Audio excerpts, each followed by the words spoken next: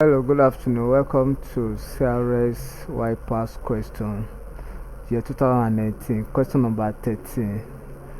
Prophet Samuel, like Eli, had two worthless sons called Dash. A. Joy and Abiu. B. Nadab and Abiu. C. Joy and Abijah. D. Johnson and Abijah.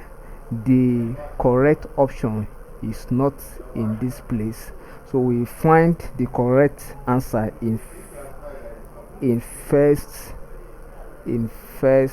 Samuel chapter 4 verse 17, and we have what we call Ophni and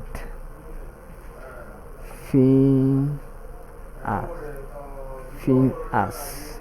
So these are the sons of Prophet Samuel. Thank you and God bless you. Ensure you subscribe for more of our videos.